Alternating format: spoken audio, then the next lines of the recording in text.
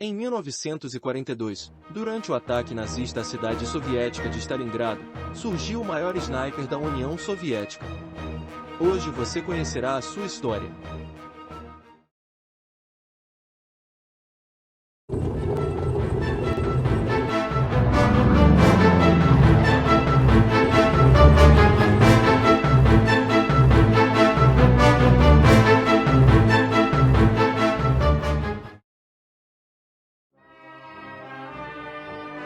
Vassily Gregorievich Zaitsev nasceu em 23 de março de 1915, na pequena vila de Helenica, no interior da Rússia. Segundo as memórias deixadas por Vassily Zaitsev, sua história como atirador começa ainda na infância, pela influência do seu avô, Andrei, que era um experiente caçador. O avô introduziu a arte de se misturar à natureza, aproximar-se furtivamente da presa e abatê-la. Aos 12 anos de idade, Vassily ganhou uma espingarda de caça do avô. Naquela época, crianças russas não podiam sequer tocar em armas como aquela, e o episódio marcou a saída de Vassily da infância.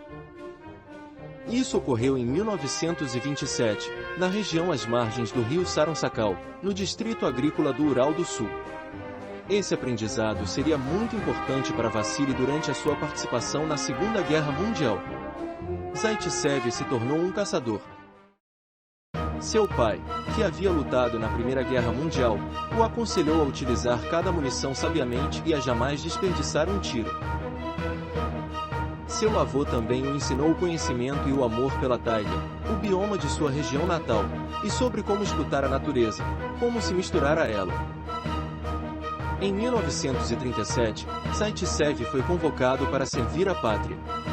Apesar de sua pouca estatura, foi designado para a Esquadra do Pacífico, em Vladivostok, onde serviu por 5 anos. Em suas memórias, Zaitsev registrou seu orgulho em vestir até o Niaska, a camiseta com listras azuis e brancas que era a parte marcante do uniforme da Marinha Soviética. Em setembro de 1942, sua carreira militar sofreu uma mudança significativa, quando ele, e parte de seus colegas da Marinha Soviética, foram transferidos para a 248ª Divisão de Infantaria. Nesse momento, ele tinha a graduação de suboficial. A Segunda Guerra Mundial já vinha ocorrendo há um ano e a Alemanha iniciara a invasão da União Soviética por meio da Operação Barbarossa, em 22 de junho de 1941.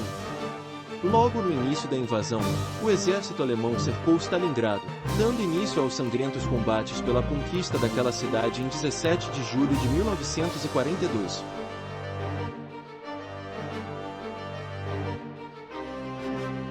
Zaitsev seguiu de trem, com os demais convocados, cruzando a Rússia de leste para oeste. Seu destino era Stalingrado. Ele e seus companheiros da Marinha foram designados para o 2º Batalhão do Regimento 1047, que se encontrava próximo a Stalingrado, porém na outra margem do rio Volga. Ainda nas imediações de Stalingrado, no alcance da visão por binóculos, o batalhão de Zaitsev treinou intensivamente, por 3 dias, para o combate urbano. Nesse período, Zaitsev e seus companheiros receberam uniformes do exército, mas mantiveram o uso de sua Stelniachka. Enquanto isso, distante mais no campo de visão de todos, Stalingrado era incansavelmente bombardeada pela artilharia e pela força aérea alemãs. Na noite de 22 de setembro de 1942, o batalhão de Zaitsev conseguiu atravessar o rio Volga em uma das barcas disponíveis, puxada por um pequeno rebocador, chegando à sua margem esquerda. No início dos combates, os alemães possuíam imensa superioridade em artilharia e em bombardeios aéreos. Para compensar essa desvantagem, os russos procuravam colocar sua frente de combate o mais próximo possível da frente alemã, para que houvesse risco de que as tropas alemãs também fossem atingidas por sua própria artilharia ou bombardeios aéreos. Isso buscava reduzir o uso da artilharia e do bombardeio aéreo pelos alemães, diminuindo assim sua vantagem.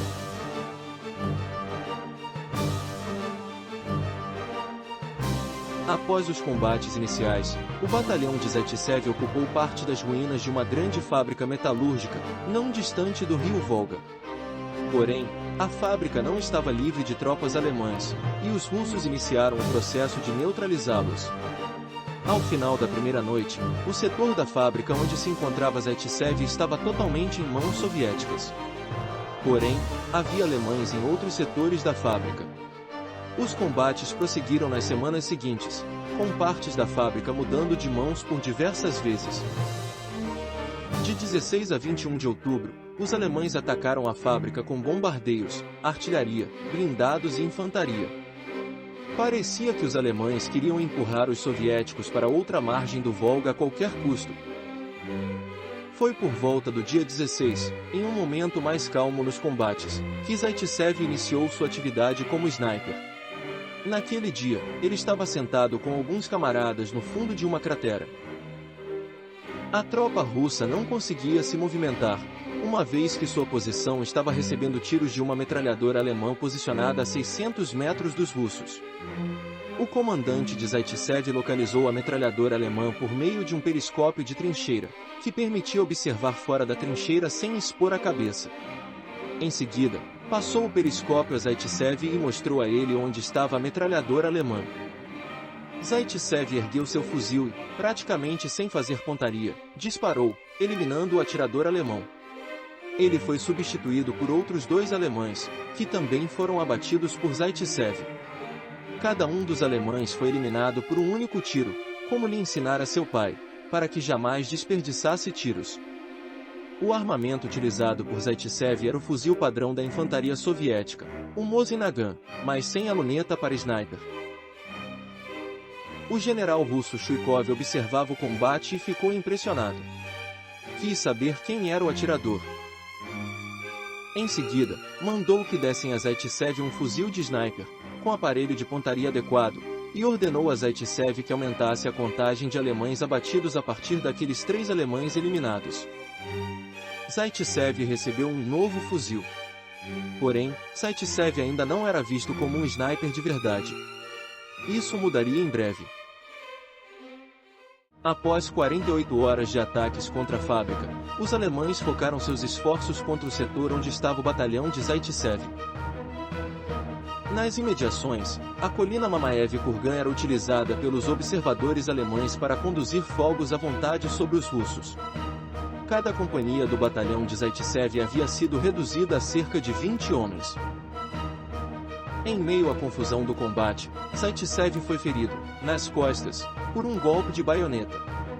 Desacordado, Zaitsev foi levado para o posto médico de seu batalhão.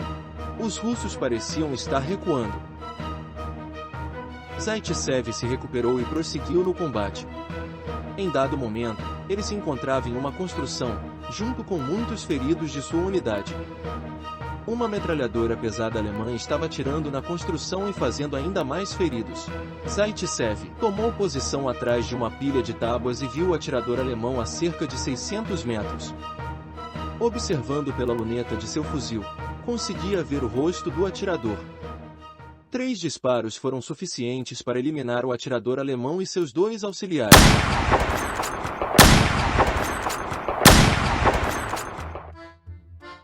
Sem a ameaça da metralhadora, o batalhão de Zaitsev voltou à vida. Carregadores de munição, mensageiros e soldados rapidamente voltaram à ação. Todos perceberam a importância do sniper para a sobrevivência da tropa. Foi a partir desse momento que Zaitsev foi reconhecido, de fato, como um sniper importante.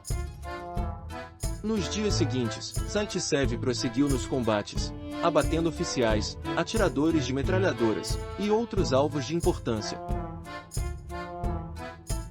A divisão de Zaitsev recebeu ordens para retomar a colina Mamaev-Kurgan. Os alemães haviam começado a utilizar metralhadoras leves, de grande mobilidade, alta cadência de tiros e que eram muito precisas a longas distâncias. Além disso, os atiradores dessas metralhadoras móveis eram coordenados por rádio, permitindo que várias metralhadoras mudassem de posição rapidamente e concentrassem fogos sobre as tropas russas. Eles podiam surgir e desaparecer sem aviso, tornando-se uma grande ameaça. Isso tornava a retomada da colina Mamaev um grande desafio para os soviéticos. Foi nesse contexto que Zaitsev se deparou com o comissário político de seu batalhão, Yabloshin. Zaitsev, você deve eliminar aquelas metralhadoras leves, disse o comissário.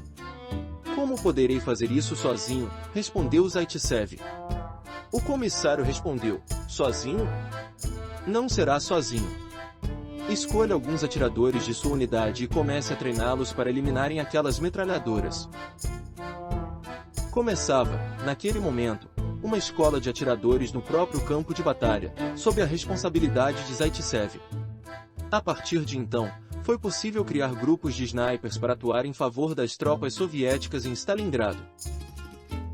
Os jornais soviéticos começaram a publicar as façanhas de Zaitsev em Stalingrado, e isso chamou a atenção dos alemães. Para eliminar a ameaça que Zaitsev representava, o exército alemão decidiu enviar para Stalingrado seu melhor sniper, Major Konis, responsável pela escola de snipers do exército alemão, perto de Berlim.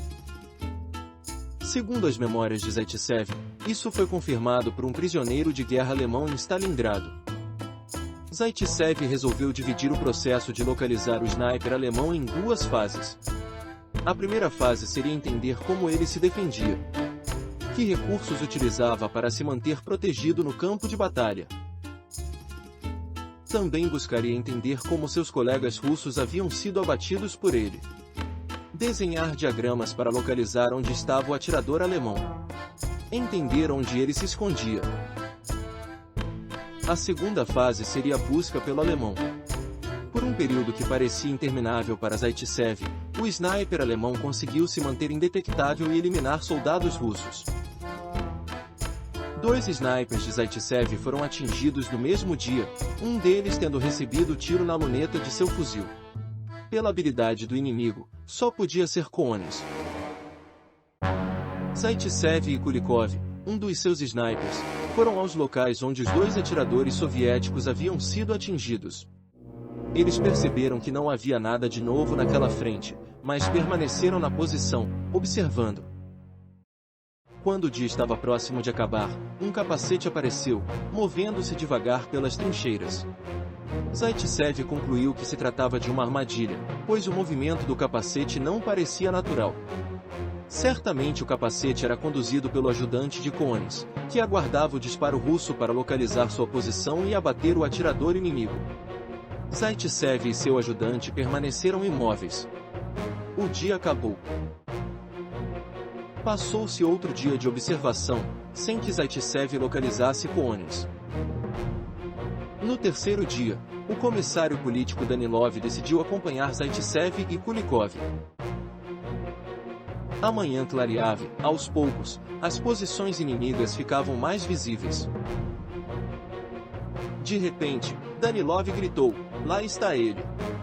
Posso apontar para vocês. E se levantou cerca de meio segundo acima da trincheira.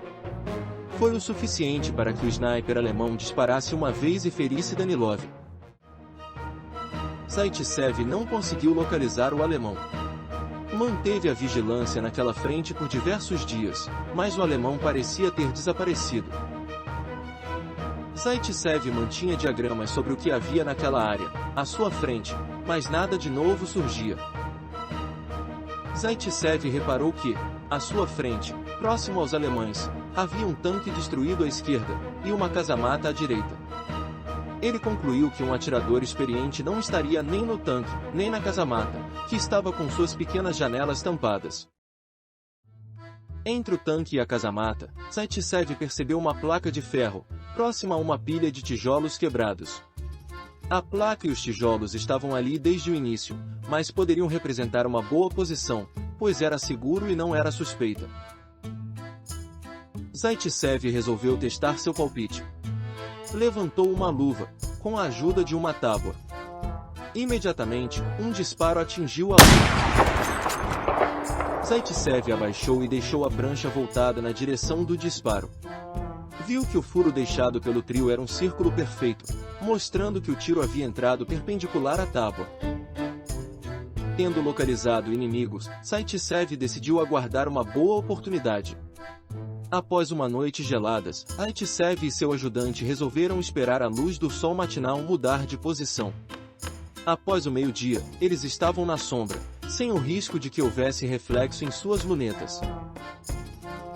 A luz do sol, agora, incidia exatamente na posição do atirador alemão. Algo brilhou na extremidade da placa metálica. Seria um pedaço de vidro ou a luneta do fuzil alemão? Kulikov resolveu elevar seu capacete lentamente sobre a trincheira. O alemão disparou. Kulikov levantou-se, gritando, e se deixou cair na trincheira, encenando ter sido atingido. O alemão, possivelmente acreditando haver eliminado o famoso sniper russo, não resistiu e resolveu olhar por sobre a placa metálica. Quando sua cabeça apareceu, Zaitsev disparou. Foi o fim do duelo entre os dois exímios atiradores. Zaitsev continuou na defesa de Stalingrado contra os alemães.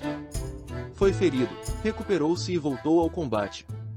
Zaitsev relata ter abatido 242 alemães em Stalingrado, incluindo mais de 10 snipers.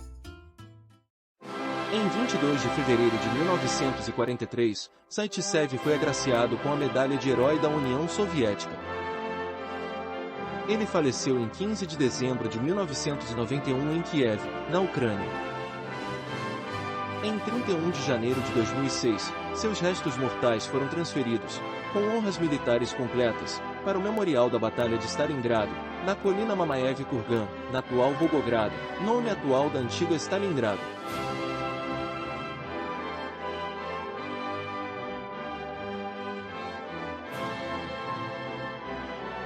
Se você gostou deste vídeo, não se esqueça de deixar o joinha, inscrever-se no canal, ativar as notificações e escrever seus comentários.